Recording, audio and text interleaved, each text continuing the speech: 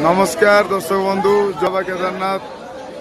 बर्तमान आमर जून 2 रु केदारनाथ बद्रीनाथ हरिद्वार ऋषिकेश टूर स्टार्ट होगी बर्तमान आज 6 जून 2024 आज को 5 दिन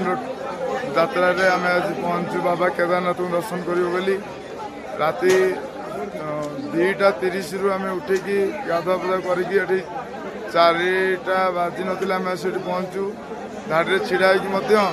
आमर दिन 12टा बाजीगला बर्तमान दर्शन हो पारानी बर्तमान बाबा केदारनाथ पहड़ पड़ जाइए दिन 2टार पुणी खोल तेणुक पुणी धाड़ी छिड़ा लोक मैंने भी गहली अच्छा एपटे किसी लोक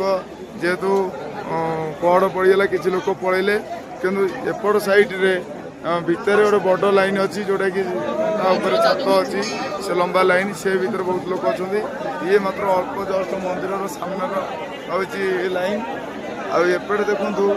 मंदिर बाहर वर्षा भी पकेला लोक मैंने किसी अच्छा फटो फटो उठाऊँ आएपटे जिते सब पहाड़ पूरा बादल घेरे देखो बाबा मंदिर यहाँ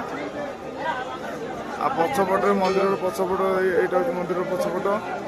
तेणुक आम चल देखा केत आम दर्शन हो दर्शन सारिक आम आपको पुणी अपडेट देवु के समय लगुच टोटाल आमी कौ समय आइले दर्शनटा जल्दी हम ता डिटेल्स आम नेक्स्ट वीडियो जनइबू रोचे जय जगन्नाथ।